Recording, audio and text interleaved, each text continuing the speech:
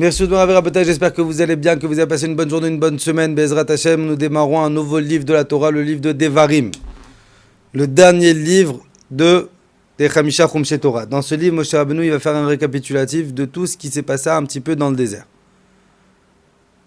Et Moshe, il va démarrer le livre de Devarim et il va leur donner des endroits qui n'existent pas sur la carte.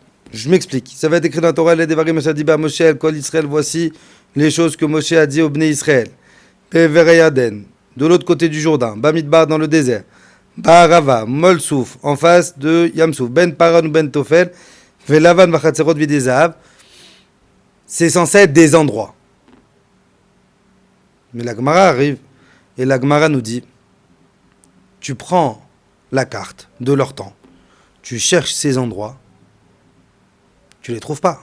Il n'y a pas d'endroit qui s'appelle Velavan, Vachatzerot, Vedizav. C'est pas des endroits, ça. C'est-à-dire, Moshe, il leur donne, comme si qu'il leur... Mais c'est pas, il y a pas d'endroit géographique dans la carte. Ça n'existe pas tous ces endroits. Donc, qu'est-ce que Moshe Rabbeinu, il veut nous apprendre? Et la Gemara nous dit, Moshe Rabbeinu, on est vers la fin de sa vie. On est après les 40 ans dans le désert. Et Moshe Rabbeinu va leur faire des remontrances, mais des remontrances cachées.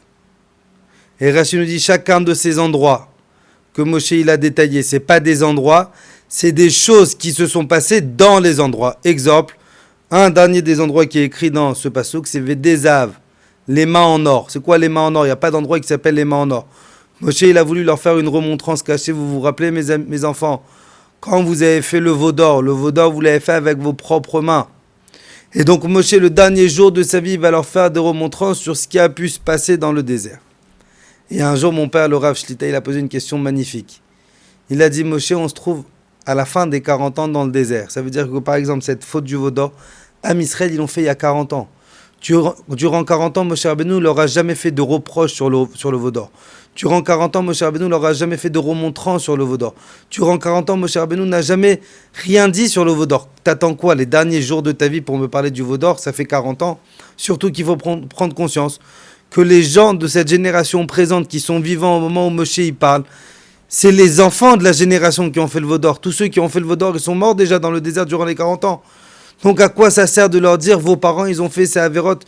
Il est où le but? C'est quoi le point? Et pourquoi Moshe, il attend surtout cette dernière année pour pouvoir leur faire de remontrances? Pourquoi il leur a pas fait les remontrances 40 ans avant? Et le Rav, il a donné une réponse magnifique. Moshe, il sait que si tu veux qu'une remontrance, elle rentre dans la tête de quelqu'un, si tu veux qu'un reproche, il rentre dans la tête de quelqu'un, si tu veux que ton reproche, il soit constructif et pas qu'il soit bénéfique et pas destructeur,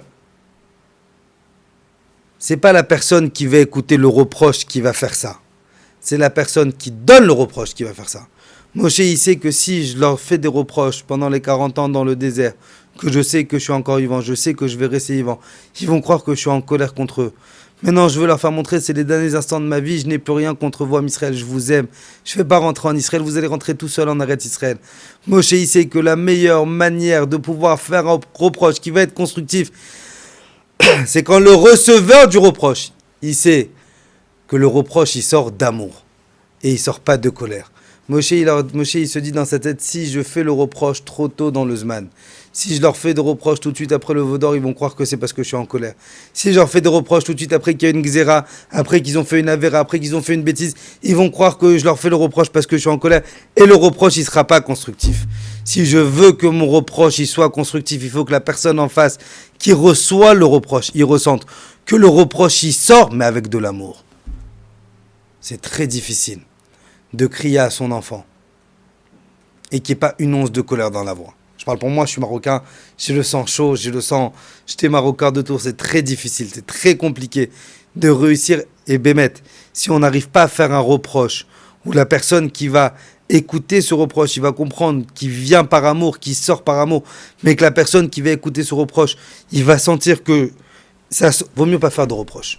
Ça peut être beaucoup plus destructif parce que le petit dans sa tête, il peut penser, papa il m'aime pas, papa il est en colère contre moi, papa il veut pas mon bien, papa il veut pas que je réussisse. Non, si je veux que mon reproche il soit constructif, il faut que la personne en face, elle ressente qu'il y a de l'amour, Et c'est pour ça que Moshe, il attend la fin des 40 ans. Moshe, il sait qu'il n'y a que maintenant, que ça fait 40 ans que je les ai supportés. Il n'y a que maintenant qu'ils savent que j'ai plus rien contre eux. Il n'y a que maintenant que je peux leur faire des reproches. Vous savez, il y avait un jour un psychologue, il a dit une phrase très belle. Psychologique dans la tête d'un enfant. Il faut que j'arrive à lui dire autant de je t'aime que de reproches. Mon fils, il va faire une bêtise, je vais lui crier. Eh bien, il faut que l'énergie que j'ai mis dans ce cri, parce que dans ma tête, je l'éduque, c'est obligé, je suis khayaf de l'éduquer comme ça. Non. La même énergie que j'ai à lui avoir donné du cri, il faut, pour qu'il grandisse avec un équilibre parfait, il faut que je mette le même énergie à réussir à lui transmettre de l'amour après. Parce que sinon, le petit va grandir avec un décalage. Papa, il met beaucoup plus d'énergie pour me crier que pour me donner de l'amour. Qu'Akadosh Baruch Hu nous donne les forces de pouvoir donner de l'amour à nos enfants, de pouvoir leur transmettre cet amour, pouvoir faire grandir nos enfants correctement dans la Torah, dans les mitzvot Bezrat Hashem, et qu'on puisse faire venir Mashiach Tzidkenu B'Mehera B'Yameinu. Amen.